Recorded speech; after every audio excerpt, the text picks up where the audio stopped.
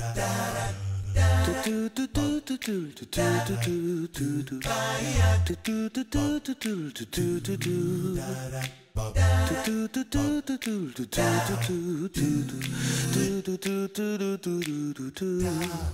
everyone, I'm Captain Logan. And I'm Sarah. Today we're going to tell you how we felt about the first episode of Star Wars Rebels. Now this has been out for a couple weeks now. There actually are already 3 episodes. The first is, we saw the first 2. It was a 1-hour pilot. And, but technically episodes 1 and 2, and then there has been a 3rd one. I've seen it, you've not seen it yet. We're just going to talk today about the first episode, and we're finally getting around to doing this.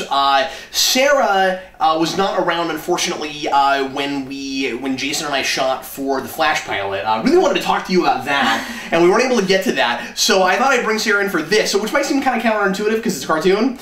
And I sort of thought about having Jason on that instead of you for this, but anyway, this was the thing I kind of wanted.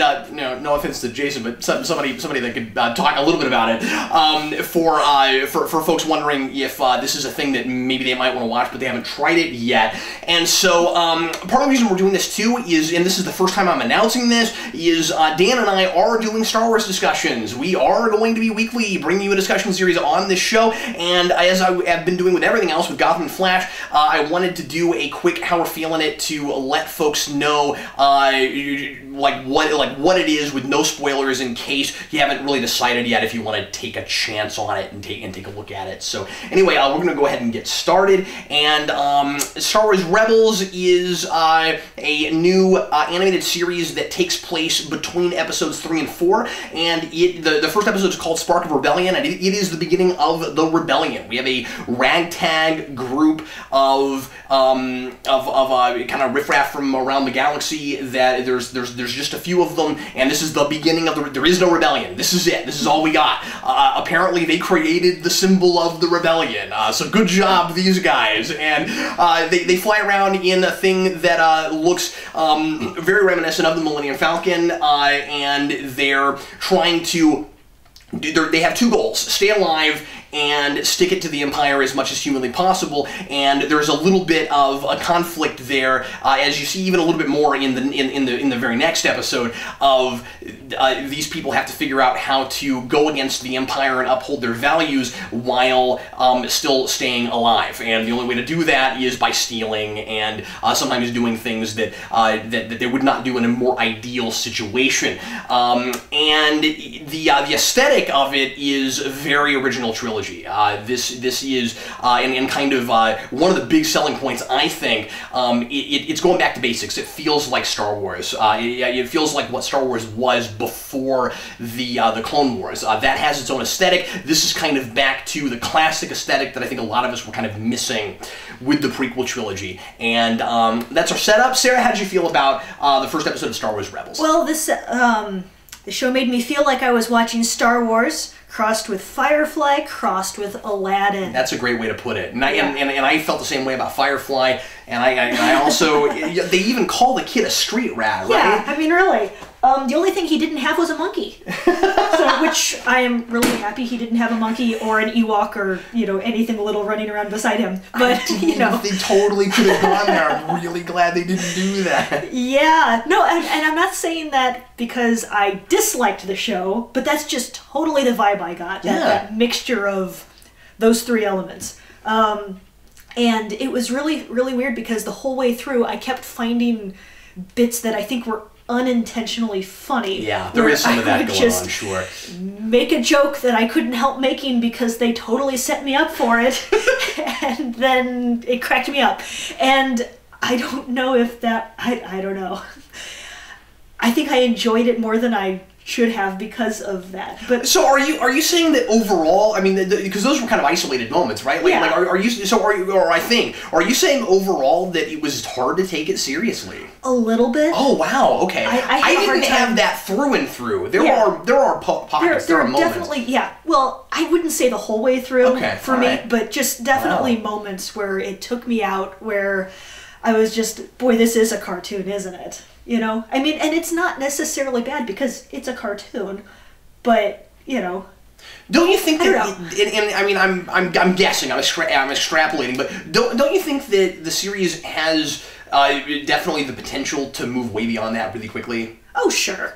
And we'll see where it goes from here. I mean, this being the pilot, we're just being introduced to these characters. We're just being introduced to this concept, to the time period, to this whole setup of the rebellion. And I think they have a lot of great places they can take this. Yeah. And I guess we can see if they take it, are they going to take it the more serious way, or are they, and still be fun like a cartoon should be fun. Being an animated series, they're still talking about all the stuff that happened at the end of 3 and right after. Yeah. They're talking about the genocide. Like that stuff's in there. Yeah. But and I could also see them going more of a silly route, but probably less so. I think they'll get more serious, and the show will probably bulk out a little bit. Did the general atmosphere not kind of entice you a little bit? Sure. I mean, I definitely want to see more of it. Okay, cool. And I'm willing to see where it goes. Yeah. It was just, I had a really hard time right after I was watching this thing. When it finished, I really didn't know what to think for a few minutes because I thoroughly enjoyed myself through it, but it was just it's hard to explain. I don't know. I mean, yeah. Initial reaction, I don't know if it was necessarily. It was better than Clone Wars. It was definitely better than Clone Wars. It's definitely better. Or at least what you've seen of it. What I've seen of Clone Wars, and definitely better than the prequel films. But that almost goes without saying. The animation style was good. It took me a minute to get into it because I'm still not used to 3D animation, but I love their models. I like their Oh, you actually like the models? I did. The Wookiees bothered me a little bit. Yeah, I didn't. Other than that, I mean, a couple of them, I had a hard time not going. I still wish it didn't have to be this stylized, but then the flip of that is doing CG animation. You about have to go stylized because when you even begin to attempt photorealistic, it starts to look even less real. Yeah. So you almost need it to embrace that kind of cartoony thing. I don't know that. I don't know about going as far as to like giving Ezra blue hair and stuff like that. Yeah. But I mean, whatever. It is a stylistic choice. What will help me down in future episodes is for the characters to be fleshed out, because this being a pilot, we get all these characters, and it's nice to see that the show's trying to give them personality. Yeah. And something to do, and I can see that they have a plan to take these characters someplace. But they're not just amorphous blobs. Exactly. That are moving. And you know what? I don't think, and this was the thing that got me really excited about it, and I right away I can tell I think I'm liking it more than you are, but I think part of it is, as you said earlier, looking at Clone Wars, looking at the prequels, comparing it to what's come before recently with Star Wars, I found it incredibly refreshing how not plot-driven it is. Yeah. Yeah. Like, it's still plotty. There's still plenty of plot. Yeah. But it is but at least as character-driven as the original trilogy was, I think. And I actually liked the kid character. Did you? Yeah. Which and were you surprised? In a show like this, I don't. Yeah, were you surprised to like him? Because I was. I was. Mm-hmm. I think they gave him a lot of good stuff to do and a lot of good reasons for us to like him, as opposed to just saying, "Oh, he's a kid and he's cute, and we should like him because of those two things." And normally that just doesn't hook me in. So I normally need something a little bit more, and they gave it to me. I think the ship captain has real potential. Mm-hmm. I think he could be great. I think both of these characters, they're bringing a little bit of Han and a little bit of Luke, and one has a little more of one than the other. And I'm kind of digging that. I'm digging the idea. I guess this is a slightly minor spoiler thing, but I'm kind of digging the idea of having a roguish character who might be proficient with the Force, because that's something we didn't have in Han Solo, but doing it before I don't think is a problem. I'm latching on pretty hard to the girl with the spray paint. Yeah. I just like her, and immediately wasn't sure I would like. She seems almost kind of not Star Wars enough to be in Star Wars, because she's got kind of this punk rock thing going on. Yeah.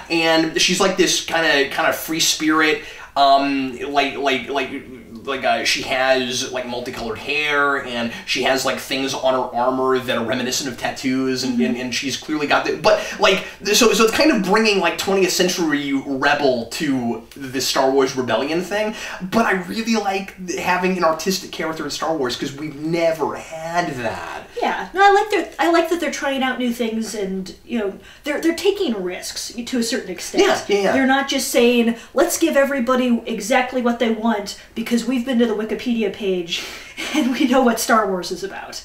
You know, well, these are people that have that clearly have a lot of reverence for the original trilogy. Yeah. But the other thing that surprised me was they seem to be doing a pretty good job of bringing in prequel stuff when it's really logical to do so. Yeah. But yeah, definitely. And overall, I would say that I am feeling it. Okay, so this episode made me feel like there's a real potential I might finally become a bona fide Star Wars fan. I have been looking for a reason to do this for so long, and you could say, well, Captain Logan, you like the trilogy, the original trilogy, you've done commentaries on it, we can tell you like those movies, and yeah, but it's always been hard for me to get like really soaked up and wrapped up in like the big expansive continuity of it, because in my mind there were 3 films in that canon, and then 3 films that weren't that good, and then all this expanded universe stuff, which was hard for me to get my mind around because I was sure that a lot of it had to kind of contradict itself because it was all done by a lot of different people and it couldn't have really been planned, to all fit together. And then now the expanded universe is mostly decanonicized, and so now we have pretty much just what's on screen and like what's in the films and Clone Wars, and I'm like, I like Star Wars, but I'm having a hard time just getting it right. And the thing is, Disney wants to go Marvel Expanded Universe with this. They want a Star Wars movie every year. They're going to have this TV show.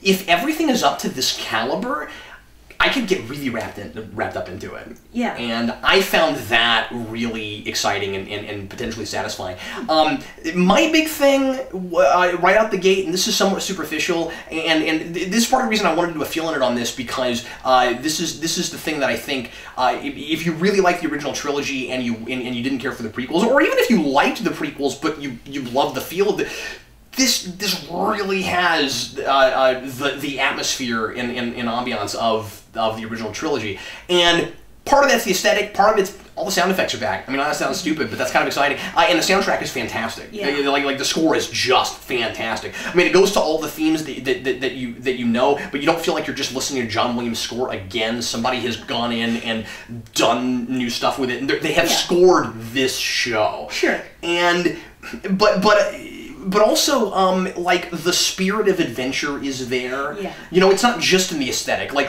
it's there in the storytelling. And this is like I should expect this, but I feel like I have not been able to expect this from Star Wars in a long time. It's traditionally paced narrative.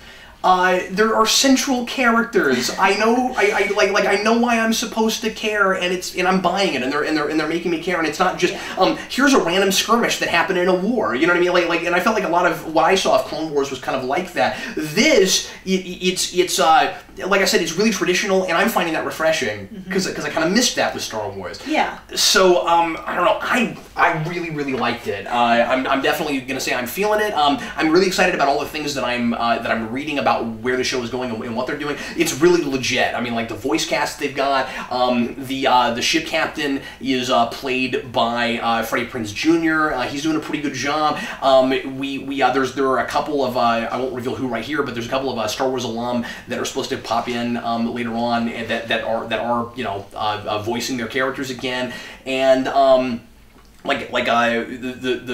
the script was written by the guy who did Days of Future Past. This is a really legit project, and it's being showrun by Greg Weisman, who did Spectacular Spider-Man. So, like, this is in really good hands. The only, I guess I haven't criticized anything even before putting my sign up. So I will say, there are places where the dialogue could be a lot stronger. Yeah. There are some kind of silly things here and there in the script that I was a little bit surprised by. Toward the beginning, there's a good 10 minutes where you could make a drinking game out of people saying, "Who are you?"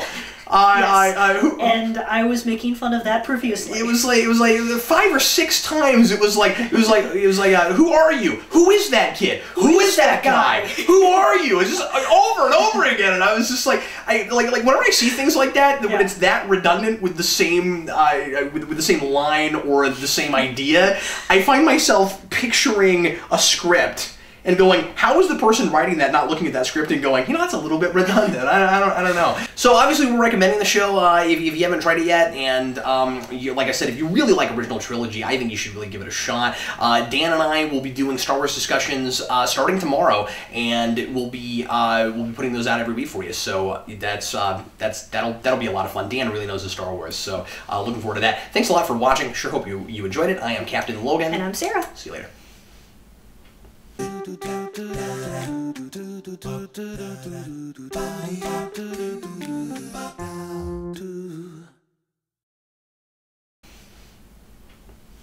Left-handed salute. Left. It's gotta be the first time on Geekvolution there's been a left-handed salute. That's why I don't salute. I can't tell my right from my left.